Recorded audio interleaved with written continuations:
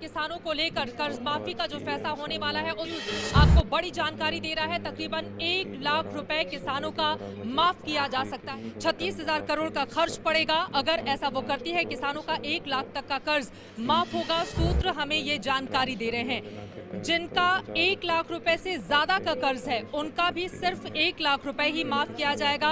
अब सवाल यह है कि उससे ज्यादा के कर्जे का फिर होगा क्या? कई बार मैंने ऐसा देखा और सुना है कि कैबिनेट के एजेंडे सारे कैबिनेट मंत्रियों को भेजे गए। उस एजेंडे में सबसे पहले किसानों के कर्ज माफी का जिक्र है, लेकिन ये कर्ज माफी कैसे की जाएगी इसका ब्यौरा किसी भी कैबिनेट मंत्री को नहीं बताया गया। इतना गोपनीय रखा गया। सिर्फ मुख्यमंत्री के पास जो अपनी फाइल थी और वित्त विभाग से और कृषि विभाग से जो जुड़े हुए मंत्री हैं सूर्य प्रताप शाही और राजेश अग्रवाल, इन तीनों के पास ही वो बुलेट पॉइंट्स हैं जिसके जरिए बताया गया है कि कर्ज माफ कैसे होगा। किसानों का सिर्फ और सिर्फ 1 लाख रुपए तक का ही कर्ज माफ होगा और इससे 36,000 करोड़ रुपए का खर्च आएगा। जिसका भी लघु और सीमांत किसान अगर उसका 1 लाख रुपए से अधिक का कर्ज है राष्ट्रीयकृत बैंकों में या कोऑपरेटिव बैंक्स में, तो सिर्फ 1 लाख रुपए तक की ही कर्ज माफी की जाएगी।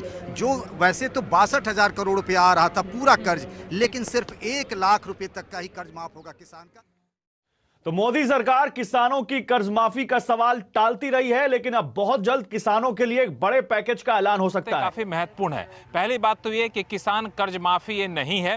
दूसरी बात कि इस राहत पैकेज के जरिए सरकार किसानों के खाते में सीधे पैसा देना चाहती है। ये किसानों के खाते में कैसे पैसा देगी इसके अलग अलग तरीकों का अध्ययन किया गया। इसमें तेलंगाना वाली स्कीम का अध्ययन किया गया, साथ ही साथ उड़ीसा की स्कीम का अध्ययन किया गया। अब जो नया पैकेज तैयार किया गया है उसमें दोनों स्कीम की आपको झलक देखने को मिल सकती है। यानी किसानों को जो भी जरूरत का पैसा है वो सीधे उनके खाते में समय पर दिया जाए। और इस स्कीम की एक खास बात यह है कि जिनके पास जमीन है सिर्फ उन्हीं किसानों को इसमें शामिल नहीं किया गया है, बल्कि जो किसान जिनके पास जमीन नहीं है, दूसरे की जमीन पर खेती करते हैं, उनको भी इस स्कीम में शामिल किया गया है। यानी उनको भी इसका फायदा दिया जाएगा। यहाँ पे उड़ीसा में जो मॉडल है उसके मुताबिक प्रति फैमिली किसान को 5,000 रुपए दिए जाते हैं, जबकि तेलंगाना में जो मॉडल है उसके हिसाब से हर बुआई से ठीक पहले 4,000 रुपए प्रति एकड़ के हिसाब से पैसे दिए जाते हैं। लेकिन ये जो केंद्र सरकार की नई स्कीम तैयार की गई है उसमें यह प्रावधान किया गया है कि अधिकतम सीमा तय कर दी जाएगी। ऐसा नहीं होगा कि एक के पास अगर 40 एकड़ जमीन है तो उसको 40 एकड़ के हिसाब से पैसे दिए जाएंगे, बल्कि छोटे मझोले किसानों को ज्यादा फायदा हो यह सुनिश्चित करने के लिए छोटे मझोले और बड़े किसानों के बीच संतुलन बैठाने के लिए यह कोशिश की जा रही है कि एक अधिकतम सीमा तय कर दी जाए और इसका जल्द ही ऐलान इसमें किया जा सकता है। बिल्कुल, किसान कर्ज माफी का जब ऐलान कुछ राज्यों ने किया था जहां पे कांग्रेस जीती थी,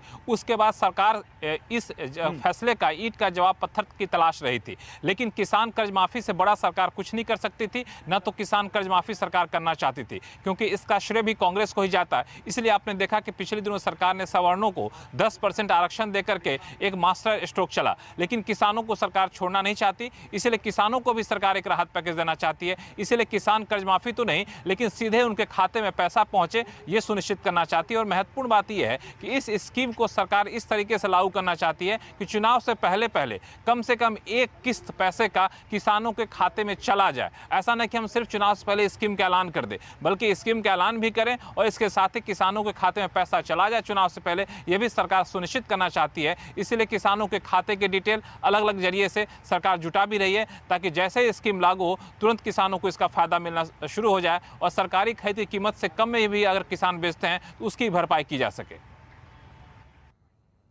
ठीक है लक्ष्मण, आपका बहुत शुक्रिया इन तमाम जानकारियों के लिए। आगे भी आपसे इस बारे में अपडेट लेते रहेंगे। लेकिन बड़ी खबर, किसानों की कर्जमाफी के बदले सरकार एक दूसरी स्कीम लाने की तैयारी में है। एक ऐसी स्कीम जिससे सीधे किसानों के खाते में पैसा जाए और किसानों को राहत मिल सके। यह ऐलान कभी भी हो सकता है। इसके लिए लगभग सारी मंजूरियां जुटा ली गई, जैसा कि लक्ष्मण राय बता रहे थे। फिलहाल आगे बढ़ते हैं, कुछ और बड़ी खबरें, और अब बात करते हैं जीएसटी की, जिसमें छोटे कारोबारियों